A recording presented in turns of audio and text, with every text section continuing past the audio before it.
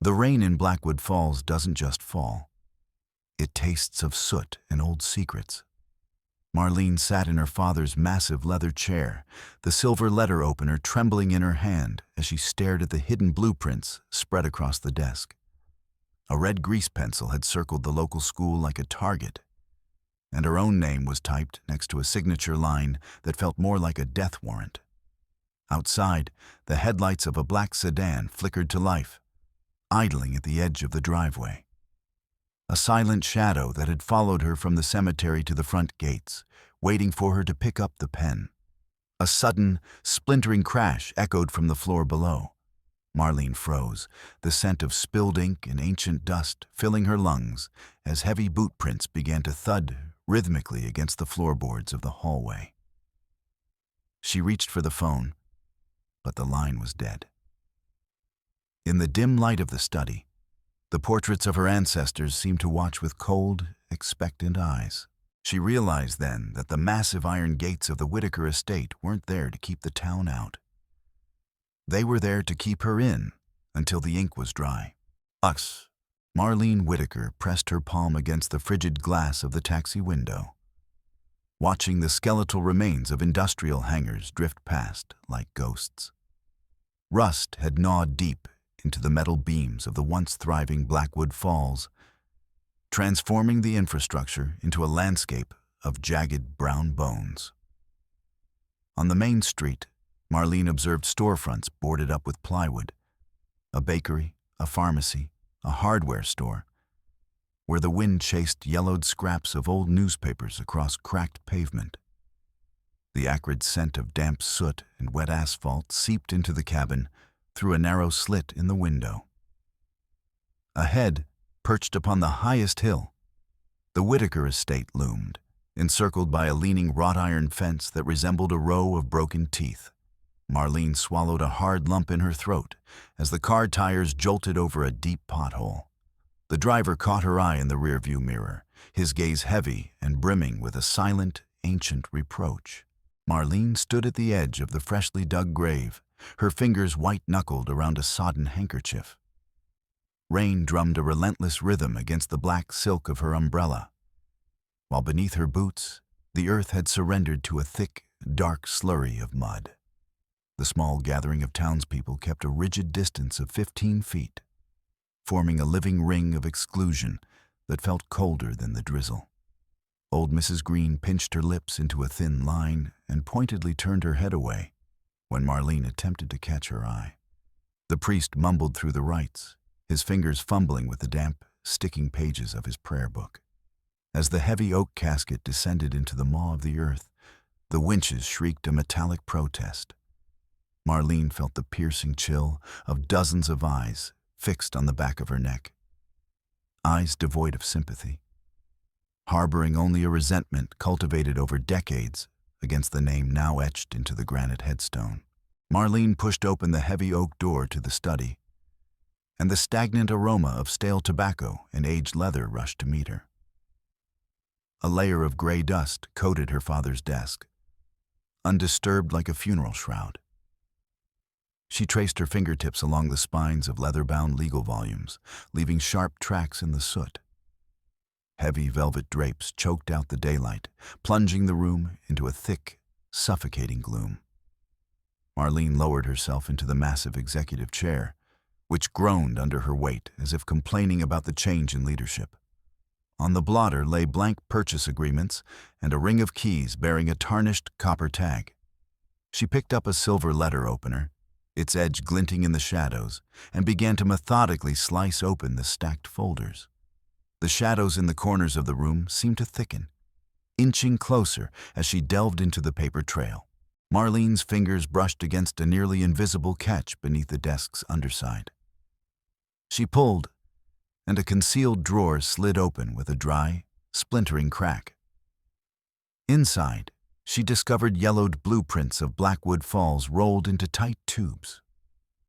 She flattened the thick paper, weighting the edges with heavy crystal ashtrays.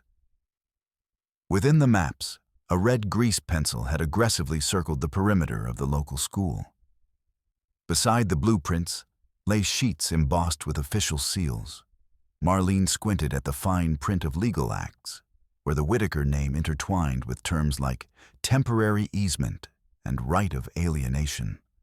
Her hands began to tremble as she unearthed a clause concerning the transfer of land for industrial development, a predatory move hidden behind the flowery language of a 40-year-old municipal lease. Marlene knelt on the floor of the study, spreading the documents in a sprawling chronological line. She crawled between stacks of paper, cross-referencing dates on ancient tax receipts with specific articles in the city charter. She watched as the signatures of her grandfather and father traded places on titles for Plot 42. Her eyes widened as the realization hit. A legal loophole had quietly transformed the public school grounds into private Whitaker property. In the margins of one map, she found meticulous calculations for the profit margins expected following the building's demolition. The silence in the house became deafening, a physical weight. Marlene dropped her pencil, and the sound of it hitting the hardwood echoed like the imagined crash of the school walls where children were currently sitting at their desks. Marlene sat across from Mr. Graves in an office that smelled of sterile air and expensive cologne. The Whitaker family attorney slid a stack of documents toward her, followed by a heavy fountain pen. Marlene saw her own name typed into the co-heir field, followed by a gaping, empty line for a signature. Graves interlaced his long, manicured fingers and leaned forward, the scent of mint lozenges wafting from him. He explained with a practiced smoothness that the school land issue was merely a formality, the final hurdle before the family achieved total financial liberation. Marlene stared at the embossed seal. It looked less like a mark of status and more like a brand. Graves tapped a fingernail against the mahogany desk, beating out a jagged, expectant rhythm that made the sweat prickle at Marlene's hairline. Marlene pushed the papers toward the edge of the desk and shook her head, her lips compressed into a hard, pale line. Attorney Graves straightened instantly, his face hardening into a frozen mask, while a vein in his temple began to throb with visible force. He hissed words about family duty and the catastrophic damage to Marlene's own reputation should she refuse. He slammed a palm onto the desk, causing the inkwell to jump. Marlene felt the air in the room grow thick and viscous, making it difficult to draw a full breath. Graves took a predatory step toward her, invading her personal space, his voice dropping to a low, vibrating whisper. Marlene grabbed her bag and backed toward the exit, her spine meeting the cold brass of the door handle, while Graves's furious glare pinned her like an insect to a board. Marlene swerved out of the parking lot, and the rearview mirror immediately filled with the blinding glare of a black sedan's headlights. When she pulled over near a grocery store, the car drifted to a halt 30 feet behind her, its engine humming a low, menacing vibrato. Marlene could feel the vibration of the powerful motor in her own chest. In the reflection of a cafe window, she saw the same black silhouette hovering at the corner, persistent and unmoving. She gripped the steering wheel until her knuckles turned white and her fingers went numb. At every intersection in Blackwood Falls, the shadow followed, maintaining a precise, unbreakable distance. Marlene accelerated, but the black car mimicked the maneuver with fluid ease, as if tethered to her bumper by an invisible steel cable. Marlene stood by the school gates, watching the afternoon recess. The building shone with a coat of fresh paint, a stark contrast to the gray ruin of the surrounding town, and the flower beds were a riot of colorful asters. She heard the bright, ringing laughter of miners' children chasing a ball across the well-kept field. Through the windows, she glimpsed rows of modern computers and vibrant posters of star constellations. A teacher in a clean apron waved at Marlene, mistaking her for a casual passerby. Marlene felt a warmth radiating from these walls, seeing a spark in the teenager's eyes that had long since died in the adults on the street. The thought that this lone island of life was slated to become a construction site by Whitaker decree, felt like a physical blow to her heart. Marlene stepped across the threshold of the study and froze. The bookshelves had been gutted, legal volumes strewn across the floor with pages ripped out like molted feathers. Her father's desk had been shoved aside, the drawers wrenched from their tracks, their contents reduced to a chaotic heap of paper. She noticed muddy boot prints marring the rug. The smell of dust mingled with the sharp, chemical odor of spilled ink that was slowly soaking into the parquet floor. Marlene saw that the hidden drawer had been forced open with a crowbar, and the crucial maps were gone. She stood in the center of the wreckage, clutching her arms across her chest, and heard a floorboard creak in the empty house, as if an invisible observer still lingered in the darkness of the hallway. Marlene knelt among the ruins of the archive and spotted a scrap of paper bearing the family crest wedged under the leg of a cabinet. She smoothed the paper and recognized the sprawling, aggressive handwriting of her brother, Eli. In the note addressed to Graves, Eli detailed a psychological pressure campaign against Marlene, specifically mentioning the black car and the necessity of total elimination of doubt through fear. Marlene read the lines stating that the heiress must feel like a cornered animal to ensure a quick signature. A cold, sharp rage began to boil in her veins. She crushed Eli's note in her fist, realizing that her own blood had turned her life into a bargaining chip for a piece of earth and some old debts. Marlene moved through the house, checking every bolt and latch. She turned the keys in the locks with a forceful twist, listening for the dry click of metal. She slid the heavy security bar across the front door and looped the chain. One by one, she extinguished the lights in the estate, leaving only a single lamp burning deep in the corridor. In the shadows, the Whitaker family portraits seemed to transform into the faces of judges delivering a verdict. She leaned her back against the oak paneling, the crumpled note from Eli still hot in her pocket. Every rustle of the wind against the glass and every groan of the old rafters made her flinch. She knew now that the greatest danger didn't lie in the town below, but within the very walls she had returned to claim. Marlene turned onto the gravel driveway, leading to a modernist cube of glass and concrete tucked away among ancient pines. Eli Whitaker's country office glowed with a cold, blue neon light that shimmered off the polished hood of her car. Marlene pushed the heavy glass door open, the handle feeling like a block of ice against her palm. The interior smelled of ozone and expensive cologne. Her footsteps echoed sharply off the marble floor as she crossed the empty lobby. Eli Whitaker stood at the floor-to-ceiling window with his back to her, hands clasped behind him. Marlene took a deep breath, trying to steady the tremor in her knees, and walked toward her brother, seeing him as her last remaining shield against the predatory greed of Graves. Eli Whitaker turned slowly, the ice in his blue eyes forcing Marlene to a halt. He picked up a heavy crystal glass from the bar, dropping ice cubes into it with a dull thud. He poured a stream of amber liquid, filling the room with the peat-heavy scent of expensive scotch. Eli held the glass out to Marlene, but his voice was flat and devoid of warmth. He began to list the details with a chilling casualness. How he had hired the driver of the black sedan, and how he had personally directed the men who trashed the study. Marlene felt the scotch nearly slosh over the rim onto her fingers. Eli explained that the logistics terminal would bring in millions, and Marlene's fear was simply a necessary tool to expedite the bureaucratic process. Marlene set the untouched glass on the edge of the desk, the sharp clink of crystal on wood sounding like a gunshot. She turned to leave, but Eli stopped her with a flick of his wrist, pulling a smartphone from his pocket. The screen displayed a notification from a banking app with a red error icon.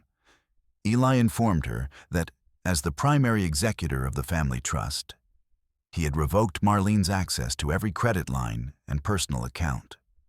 Marlene squeezed the strap of her handbag, the realization sinking in that her independence had vanished with a single click.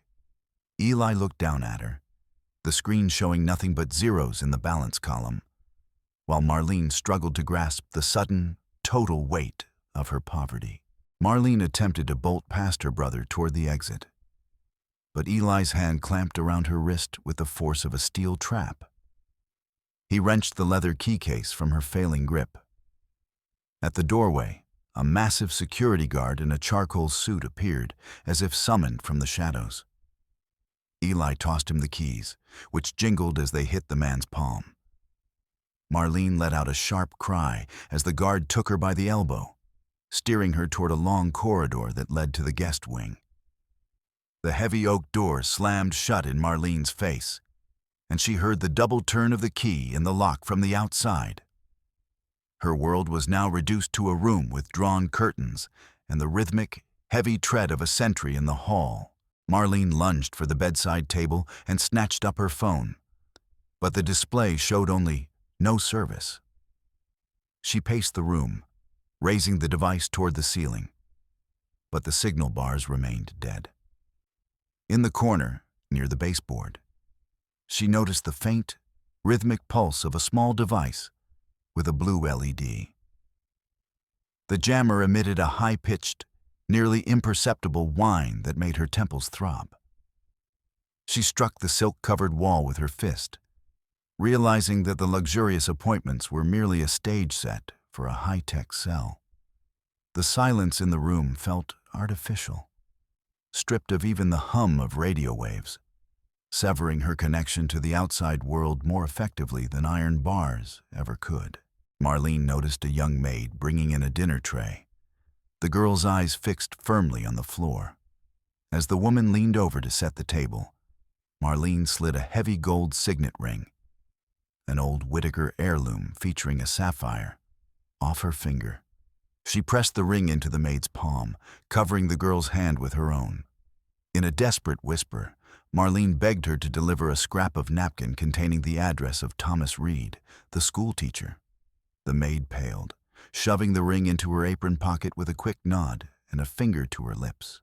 Marlene watched the girl's hands shake as she gathered the empty tray, leaving Marlene to wait in the agonizing silence for a response from the only man capable of standing his ground. At midnight, the lock clicked, and Marlene saw Thomas Reed standing in the doorway. He pressed a finger to his lips, gesturing toward the service stairs which smelled of bleach and dust. They slipped past the sleeping guard, whose head had slumped forward onto his chest. Outside, the night air hit Marlene like a physical force, smelling of pine needles and rain. Thomas led her to his battered 404, its body caked in layers of dried mud. The engine turned over with a strained cough, spitting a cloud of gray smoke. Marlene pressed herself deep into the seat as the vehicle lurched forward, carrying her away from the estate and into the thick forest where the old municipal archives of Blackwood Falls were hidden.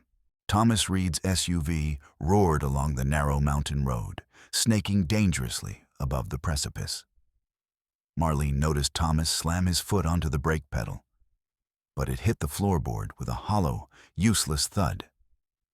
The vehicle continued to gain speed on the downhill slope. Thomas yanked the emergency brake, but the handle flopped loosely in his hand. Marlene screamed as the headlights illuminated a sharp hairpin turn and the black void beyond it.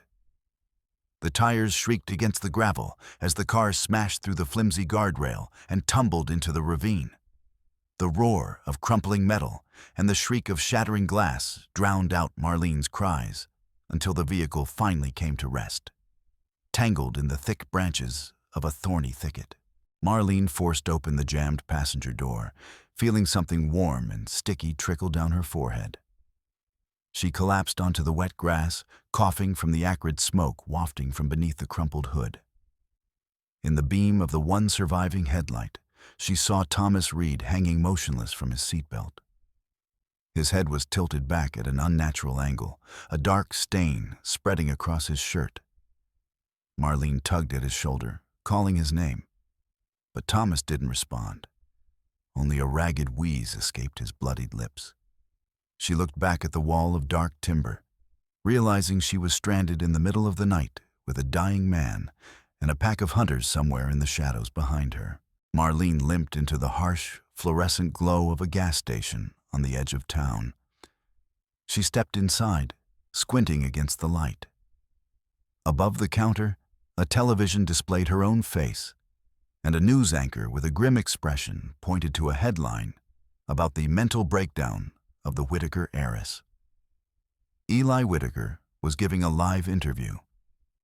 His lips curled in a practiced, mournful pout as he described how Marlene had tried to burn documents vital to the town's prosperity.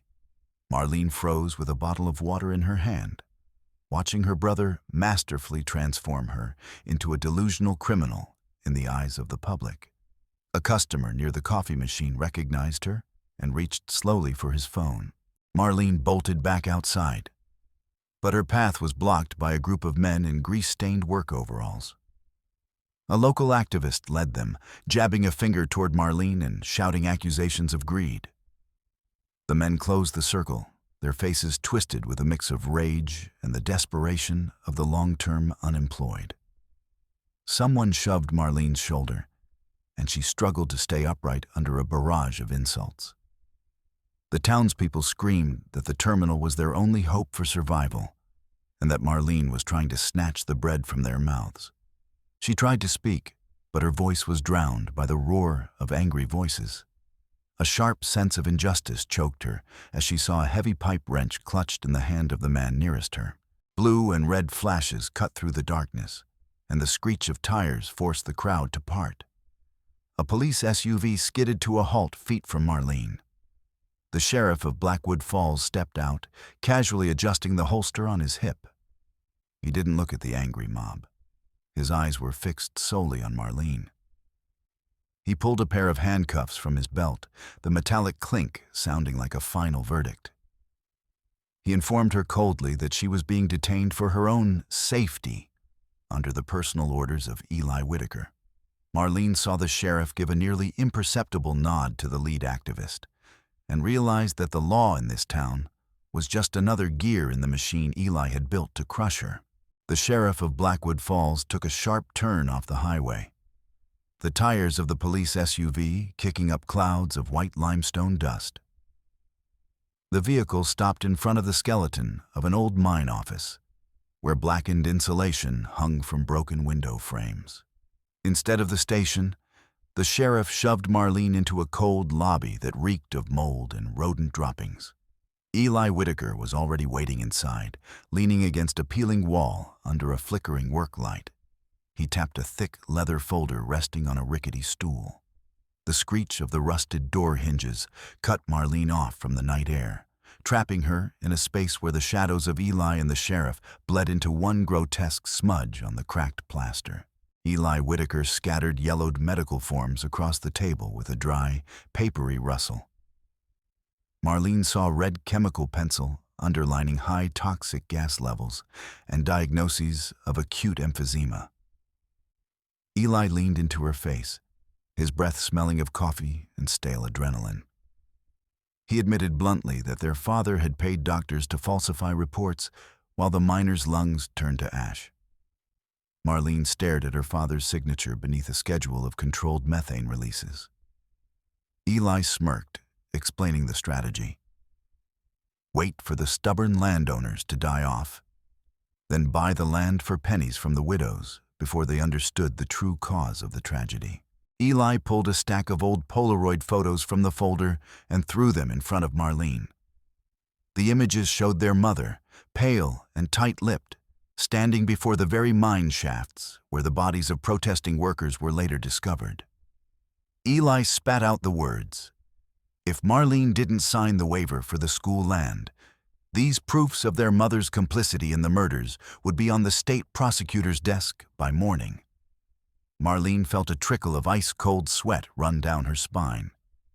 Eli gripped her chin, forcing her to look at their mother's smiling face in a different photo, promising to turn her memory into a symbol of Blackwood Falls' shame if Marlene's hand didn't move the pen across the embossed parchment. Marlene turned away from her brother, her eyes searching the grime-streaked window.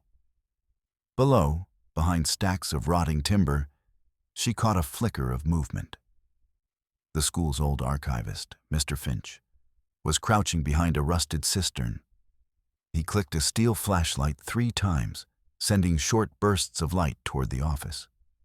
Marlene watched as Finch pointed a finger toward a floor hatch, barely visible beneath a pile of rags. Her heart hammered against her ribs. She took a step back, careful not to betray her discovery.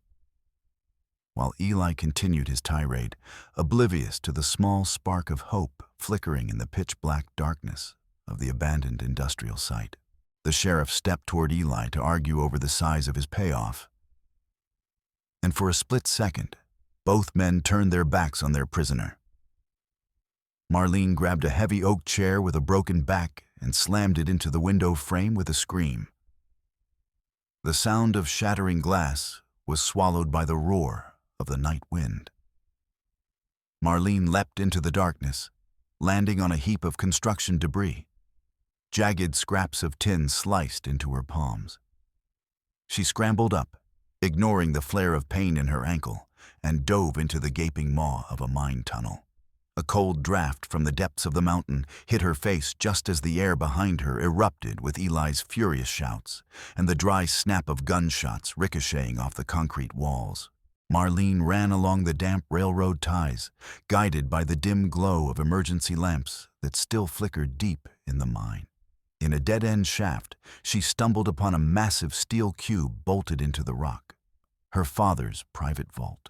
She remembered the ring of keys she had snatched from the desk drawer earlier. One key with a long ward and the letter W slid smoothly into the lock. The metal groaned as Marlene threw her entire weight against the door.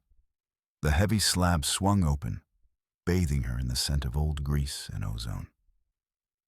Inside, on a steel shelf, lay black cassettes and bundles of papers tied with twine, the leverage her father had kept as a final move in his devilish game. With trembling hands, Marlene took one of the audio cassettes and slid it into an old tape recorder sitting on the shelf. Through the tape's hiss, the low, confident voice of her father emerged, dictating lists of the dead using numbers instead of names. He discussed the cost of a workplace accident on the 4th level with Graves as if he were ordering office supplies. Marlene flipped through genuine ledgers where payments to coroners were noted next to miners' names. Her eyes filled with tears of rage as she realized the scale of the deception. The people she thought were victims of fate had been sacrificed for a Whitaker bank balance. She shoved the tapes and ledgers into her jacket, the paper edges cutting her skin.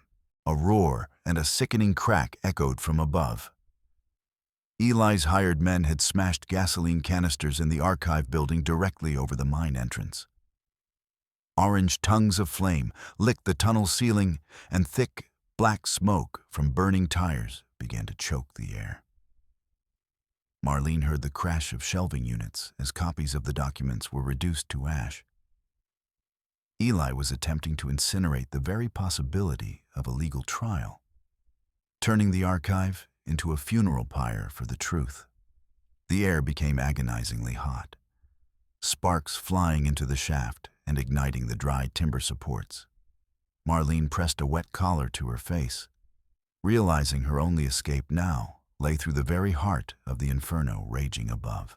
Marlene burst from the mine hatch directly into the furnace of the burning archive. Around her, the walls wailed, consumed by a fierce blaze, and a rain of burning newspaper scraps fell from the ceiling. She saw a leather satchel containing the original lease agreement sitting on a desk that was already beginning to char. Marlene lunged forward, the heat searing her eyelashes. She grabbed the bag, her fingers burning against the glowing buckle, just as a central support beam collapsed a yard away. Smoke clogged her lungs, and the world turned into a crimson blur. But Marlene, clutching her prize to her chest, threw her shoulder against a flaming door and tumbled out into the night air, gasping and retching, emerging from the smoke. Marlene ran into a line of armed police officers who leveled their rifles at her. But before the sheriff could bark an order, shadows moved in the darkness. Thomas Reed, his head wrapped in a bloody bandage, led a crowd of teachers and parents. Men and women formed a living wall between Marlene and the rifle muzzles. They linked elbows, creating an impenetrable barrier. The sheriff backed away, seeing a resolve in the townspeople's eyes that hadn't been there before. Marlene felt the hand of a student's mother on her shoulder. The touch gave her the strength to stand straight as patrol cars, sirens wailing, tried to push through the human blockade. Marlene walked down the main street of Blackwood Falls, leaving streaks of soot on the asphalt. Her face was masked in ash, and her jacket sleeves were scorched, revealing raw, red skin. In the central square, before the pillars of City Hall, a sea of people churned. Thousands of residents stood frozen, watching Eli Whitaker on the podium as he ranted about his sister's act of terrorism. Marlene saw the camera lenses and the flashbulbs of the press. The crowd's roar intensified, the air thick with the tension of a looming riot. Eli spotted his sister and momentarily lost his voice, his face turning pale under the floodlights as Marlene, without breaking eye contact, raised the charred satchel and the black cassettes high above her head. Marlene ascended the steps of City Hall, shoving past the guards. She approached the microphone, and the speakers responded with a sharp, piercing whistle. Marlene laid out the lists of the dead on the podium in front of a stunned Eli Whitaker and pressed the play button on a recorder held to the mic. Marlene pressed the play button, and the speakers scattered across the square responded with a guttural hum. The voice of the late Patrick Whitaker, stripped of interference, filled Blackwood Falls with a deathly chill. He sounded clinical, as if ordering a meal, as he dictated the bribe amounts for medical examiners to record heart failure instead of methane poisoning. Marlene watched the sound waves hit the stone walls of City Hall. Old men in the crowd clutched their collars as they heard the names of their sons spoken with such casual contempt. Marlene felt the vibration of the podium under her palms as her father's confession to the serial murder of his workers echoed off the boarded-up windows of the town. Eli Whitaker lunged for the microphone stand, his face contorting into a waxen mask that seemed to melt under the heat of his rage. He reached out to yank the cable, but Thomas Reed stepped forward with a sharp movement, bracing his elbow to create a physical barrier. 3 teachers in frayed jackets closed ranks behind Thomas, forming a solid wall of bone and fabric. Eli stumbled, his polished loafers skidding on the finished wood of the platform. He hissed curses, but Thomas only set his jaw tighter, forcing Eli back toward the very edge of the stage, where an abyss of hundreds of raised, clenched fists waited below the railing. Marlene pulled a thick sheet of parchment from the folder, adorned with gold embossing and the family seal, the deed to the school grounds. She gripped the top edge of the paper, and the sound of the parchment tearing was like the dry snap of bone. Marlene methodically reduced the document to tiny scraps that fluttered to the floor like dirty snow. She leaned into the microphone and announced that from this second forward, the Whitaker name owned not a single inch of the earth beneath the school's foundation. Marlene watched the wind catch the remnants of her inheritance, carrying them into the crowd, and felt an invisible, leaden weight lift from her own shoulders. The roar of the crowd drowned out the wind as the scale of the betrayal sank in. Miners in greasy jackets and women in faded headscarves smashed through the flimsy wooden barricades. The police line disintegrated under the pressure of hundreds of bodies. Eli backed away, his spine hitting the flagpole, his eyes wide at the sight of the approaching sea of furious faces. An old laborer, coal dust etched into every wrinkle of his skin, grabbed Eli by the lapel of his expensive suit. Eli cowered against the podium as dozens of voices merged into one indistinguishable howl, demanding payment for every drop of blood spilled in the mines for his family's profit. A black sedan with government plates pulled up, and a district attorney in a stiff gray coat emerged, flanked by a ring of state troopers in body armor. Marlene descended the steps, clutching the charred leather satchel to her chest. She handed the evidence to the prosecutor, who took it with the caution of a man handling a live bomb. Marlene watched his gloved fingers sift through the cassettes and the original ledgers with their forged signatures. The prosecutor gave Marlene a short nod, and that dry gesture signaled the official end of the empire. Marlene stood on the cold asphalt, watching the truth, locked in a steel case, drive away under heavy guard toward the state capitol. The sheriff of Blackwood Falls slowly removed his cap and wiped the sweat from his brow, looking out at the surging square. He looked from the prosecutor to Eli, who was shaking with fear in the center of the troopers' circle. The sheriff pulled heavy steel handcuffs from his belt. The chain jingled as he jerked Eli's hands behind his back. The metal clicked shut around her brother's wrists with a dry, final sound. The sheriff didn't look Eli in the eye. He shoved him roughly toward a patrol car, ignoring the screams about family ties and past favors. Marlene watched the car door slam, cutting Eli's cries off from the world. Attorney Graves attempted to slink along the wall of City Hall toward his silver Mercedes. He managed to start the engine, but his path was blocked by a heavy coal truck. Graves spun the wheel frantically, but men in overalls were already surrounding the car, drumming their palms against the glass. Graves huddled in his leather seat as federal agents in blue jackets carved a path through the mob. They hauled the attorney from the cabin, pinning his arms across the hood of the car.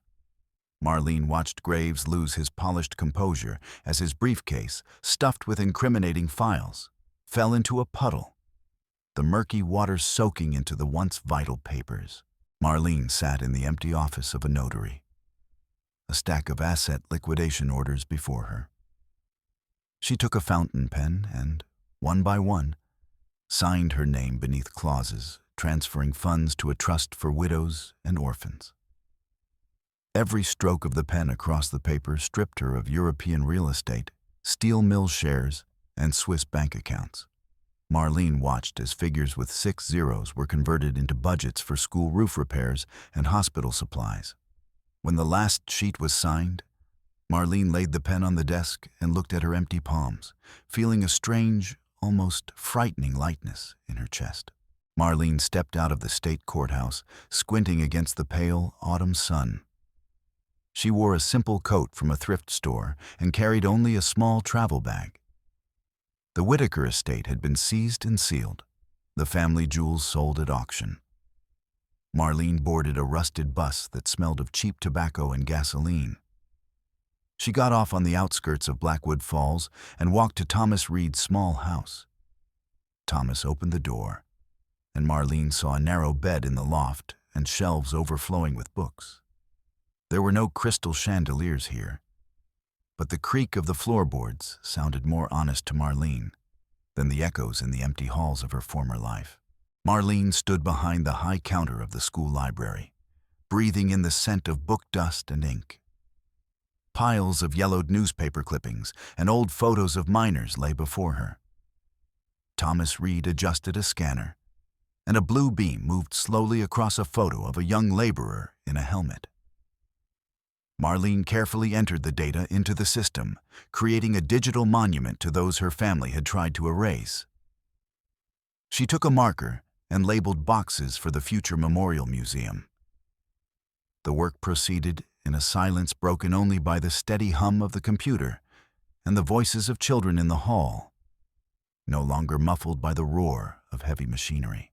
Marlene walked across the market square with a paper bag, a baguette poking out of the top. Mrs. Green approached her, leaning on a bone-handled cane. Marlene froze, braced for the usual reproach or a look of pure disdain. But the old woman stopped a step away.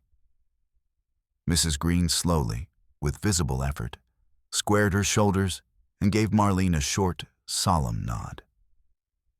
There was no warmth in the gesture, but there was the recognition of an equal. Other townspeople, the butcher, the mailman, a young mother, watched Marlene with long, thoughtful gazes. Marlene felt the wall of exclusion, built over decades, begin to crumble into fine dust beneath her feet. Marlene sat on the wooden step of the school porch as the sun began to sink into the thick forests surrounding Blackwood Falls. The sky turned the colors of ripe ochre and purple, illuminating the spires of the restored school. Marlene heard an owl cry in the woods, and below in the valley, the first domestic lights flickered to life. She no longer felt like a bystander behind a taxi window. The cool evening air filled her lungs, and Marlene closed her eyes, listening to the town breathe. She had no money, no power, and no family status. But leaning her back against the warm wood of the school wall, Marlene felt, for the first time, that she had finally come home.